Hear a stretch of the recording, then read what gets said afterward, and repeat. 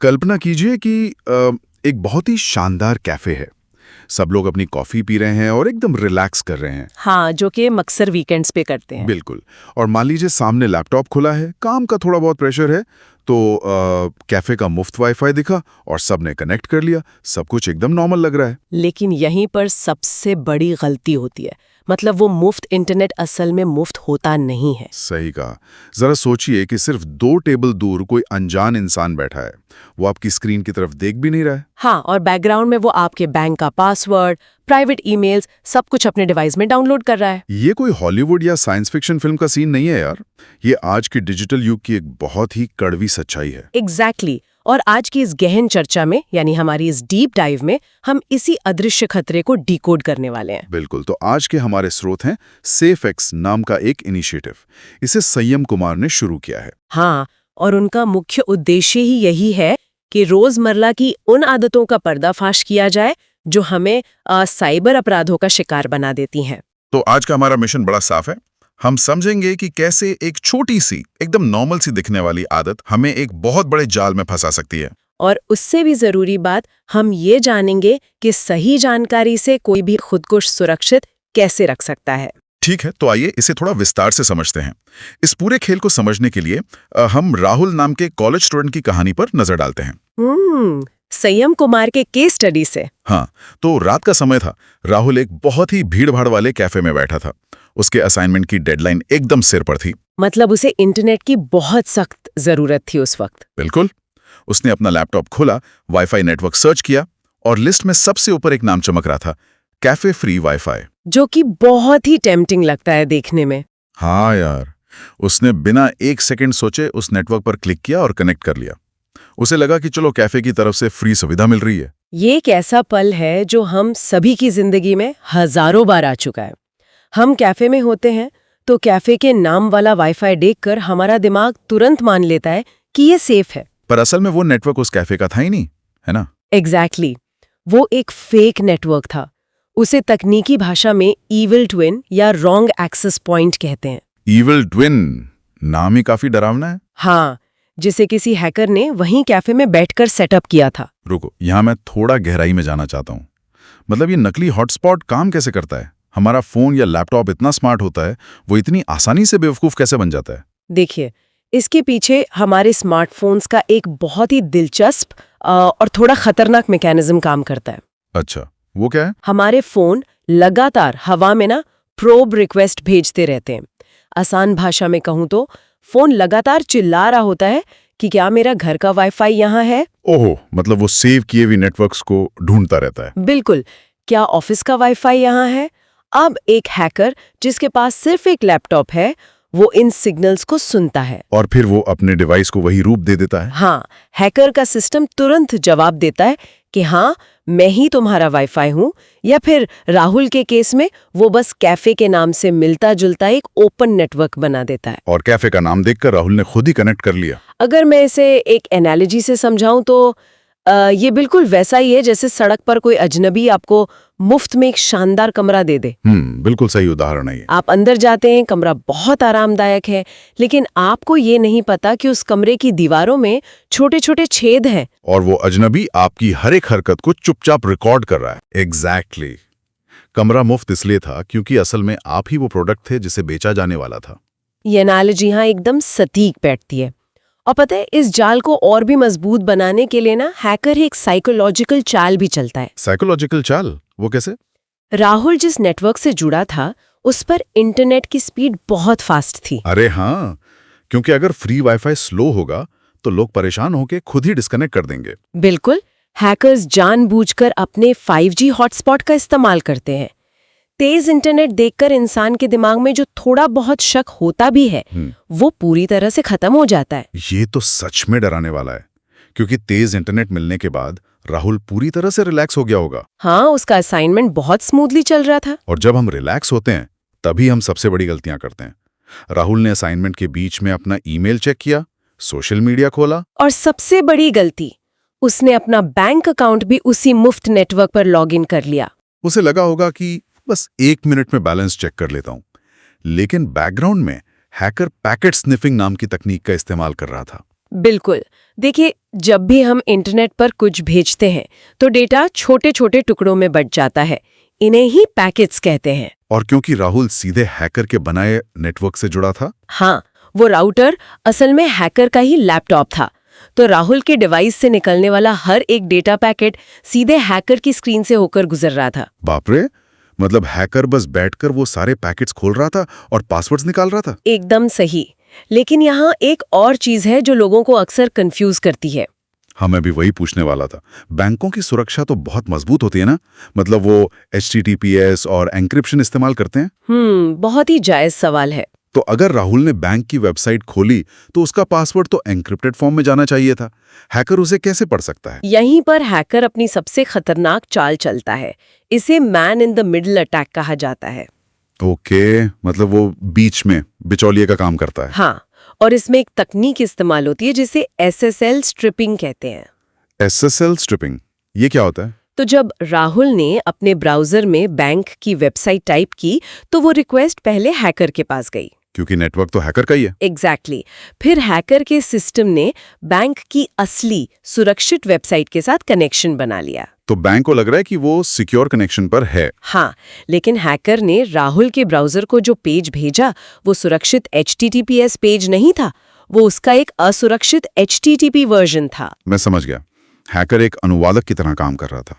वो बैंक से सुरक्षित भाषा में बात कर रहा था, लेकिन राहुल को सारी जानकारी असुरक्षित तरीके से दे रहा था। बिल्कुल, ताकि राहुल जो भी टाइप करे वो सीधे प्लेन टेक्स्ट में हैकर को दिखाई दे जाए। मतलब कोई इंक्रिप्शन बचा ही नहीं राहुल और हैकर के बीच। और क्योंकि इंटरनेट बहुत तेज था तो राहुल का ध्यान URL बार पर गया ही नहीं होगा कि वहां वो छोटा सा लॉक आइकॉन गायब है। ज्यादातर लोग ये चेक ही नहीं करते। और इसके अलावा हैकर्स फिशिंग का भी इस्तेमाल करते हैं ना? हाँ, हैकर्स सीधे तौर पर बैंक के लॉगिन पेज की एक हूबहू कॉपी राहुल की स्क्रीन पर दिखा सकता है। राहुल को लगेगा कि वो बैंक के पोर्टल पर है, लेकिन असल में वो हैकर के नकली पेज पर पासवर्ड डाल रहा है। इसी वजह से राहुल को एहसास तक नहीं हुआ कि बैकग्राउंड में क्या चल रहा है। और इसका परिणाम बहुत ही भयानक था। उसी रात जब राहुल घर पर सो रहा था, किसी अनजान लोकेशन से उसके बैंक अकाउंट में लॉगिन हुआ और सुबह उठते ही उसे नोटिफिकेशंस मिले, मल्टीपल ट्रांजैक्शंस डिटेक्टेड। उसका पूरा अकाउंट खाली हो चुका था। बैंक को कॉल किया उसने, लेकिन तब तक बहुत देर हो चुकी थी। पैसा और डेटा दोनों लीक हो चुके थे। देखिए, एक छोटी सी लापरवाही और मुफ्त वाईफाई का लालच, पल भर में सब कुछ गायब। ये सिर्फ पैसों का नुकसान नहीं है, ये आपकी प्राइवेसी का भी बहुत बड़ा उल्लंघन है। बिल्कुल, लेकिन पैसे जाने के बाद राहुल ने जो किया वो इस कहानी का सबसे दिलचस्प हिस्सा है। यहाँ से कहानी पूरी तरह पलट जाती है। आमतौर पर लोग हताश हो जाते हैं, पुलिस में शिकायत करते हैं और किस्मत को कोसते हैं। लेकिन राहुल ने हार नहीं मानी। उसके अंदर एक अलग ही जुनून पैदा हो गया था। वो जानना चाहता था कि बिना उसका लैपटॉप छुए किसी ने उसका पासवर्ड निकाला कैसे। और यहीं से राहुल ने साइबर सुरक्षा सीखना शुरू किया। उसने पब्लिक वाईफाई के खतरे समझे। उसने उन्हीं कॉन्सेप्ट्स को गहराई से पढ़ा जिनकी हमने अभी चर्चा की, पैकेट स्निफिंग और man in the middle attack. और सबसे जरूरी चीज, उसने बचाव के टूल्स के बारे में सीखा, जैसे कि 2 फैक्टर ऑथेंटिकेशन यानी 2FA। हाँ, 2FA आज के समय में बहुत जरूरी है। मैं तो हमेशा मानता हूं कि 2FA सुरक्षा की सबसे पहली और सबसे मजबूत ढाल है। अगर राहुल ने 2FA ऑन रखा होता तो हैकर के पास पासवर्ड होने के बावजूद वो कुछ नहीं कर पाता, क्योंकि लॉगिन पूरा करने के लिए हैकर को एक OTP की जरूरत पड़ती, जो कि सिर्फ राहुल के फोन पर आता। बिना उस OTP के वो चुराया हुआ पासवर्ड सिर्फ कचरा है हैकर के लिए। और इसके साथ ही राहुल ने एक और ब्रह्मास्त्र के बारे में सीखा, VPN, virtual private network. VPN बहुत काम की चीज है, लेकिन लोग अक्सर इसे नजरअंदाज कर देते हैं। हम अक्सर नाम सुनते हैं इसका, लेकिन राहुल ने इसके काम करने के असली तरीके को समझा। आप थोड़ा समझाएंगे कि VPN काम कैसे करता है? तो VPN असल में इंक्रिप्शन कीज का एक खेल है। जब आप VPN चालू करते हैं तो ये आपके डिवाइस और VPN सर्वर के बीच एक सुरक्षित टनल या सुरंग बना देता है। एक वर्चुअल सुरंग। हाँ, ये आपके हर एक डेटा पैकेट को इस कदर उलझा देता है कि वो किसी एलियन भाषा जैसा लगने लगता है। तो अगर राहुल में उस रात कैफे में इंटरनेट कनेक्ट करने के तुरंत बाद VPN ऑन कर लिया होता तो हैकर उस पूरे नेटवर्क का मालिक होते हुए भी कुछ नहीं कर पाता। वाह, मतलब हैकर को पैकेट्स तो दिखते, लेकिन वो उन्हें पढ़ नहीं पाता। बिल्कुल, उसके स्निफिंग टूल में सिर्फ कचरा दिखाई देता, उसे ये भी पता नहीं चलता कि राहुल बैंक की वेबसाइट पर है या यूट्यूब देख रहा है। VPN उस man in the middle attack को पूरी तरह से फेल कर देता। एग्जैक्टली। तो अब यहां से ना कहानी में क्लाइमैक्स आता है। कुछ महीनों की कड़ी रिसर्च के बाद स्मार्ट और अवेयर हो चुका राहुल वापस उसी कैफे में जाता है। ये काफी फिल्मी है लेकिन एकदम सच है। हाँ, और जब वो अपना लैपटॉप खोलता है तो उसे फिर से वही नाम दिखता है, कैफे फ्री वाईफाई। मतलब वो हैकर अभी भी वहीं था, किसी नए शिकार के इंतजार में। लेकिन इस बार राहुल के पास जानकारी भी थी और टूल्स भी थे। उसने तुरंत कनेक्ट करने की गलती नहीं की। उसने एक नेटवर्क एनालाइजर टूल का इस्तेमाल किया होगा। बिल्कुल। उसने ये टूल खोला जो हवा में मौजूद सारे वाईफाई सिग्नल्स का पोस्टमार्टम कर देता है। राहुल ने इस टूल से उस वाईफाई के मैक एड्रेस की जांच की। यहाँ हमारे सुनने वालों के लिए ये समझना जरूरी है कि मैक एड्रेस आखिर होता क्या है। हाँ, प्लीज बताइए। जैसे हर इंसान के फिंगरप्रिंट्स अलग होते हैं ना, वैसे ही दुनिया के हर नेटवर्क डिवाइस का एक यूनिक हार्डवेयर फिंगरप्रिंट होता है। इसी को मैक एड्रेस या BSID कहते हैं। तो राहुल ने देखा कि कैफे के असली वाईफाई का मैक एड्रेस उस फेक नेटवर्क के मैक एड्रेस से बिल्कुल अलग था। यही सबसे बड़ा सबूत था। और सिर्फ इतना ही नहीं, एनालाइजर टूल ने दिखाया कि वो नकली नेटवर्क किसी कोने की टेबल से बहुत ही मजबूत सिग्नल फेंक रहा था, जबकि असली राउटर जो छत पर लगा था। और हैकर ने कोई पासवर्ड भी नहीं लगाया होगा उस पे। हाँ, असली वाईफाई में WPA2 की सिक्योरिटी लगी थी और पासवर्ड कैफे के मेन्यू पर था। लेकिन हैकर का नेटवर्क पूरी तरह से ओपन था ताकि कोई भी आसानी से फंस जाए। इन सब तकनीकी सबूतों ने क्लियर कर दिया कि वो एक रॉन्ग एक्सेस पॉइंट है। राहुल ने तुरंत डेटा का ये पूरा एनालिसिस कैफे के मैनेजर को दिखाया। और फिर पुलिस को बुलाया गया होगा। बिल्कुल। साइबर अथॉरिटीज वहां आई। उन्होंने उस कोने वाली टेबल पर बैठे इंसान का लैपटॉप चेक किया। और उसमें वही स्निफिंग सॉफ्टवेयर चल रहा होगा। एग्जैक्टली। और उसमें कई अनजान लोगों का डेटा भी मौजूद था। हैकर रंगे हाथों पकड़ा गया। राहुल, जो कभी एक शिकार था, अपनी जानकारी के दम पर शिकारी बन गया। बहुत ही कमाल की केस स्टडी है ये। इस पूरी घटना से सबसे बड़ा सबक यही मिलता है कि साइबर सुरक्षा का मतलब सिर्फ महंगे एंटीवायरस खरीदना नहीं है। सही बात है।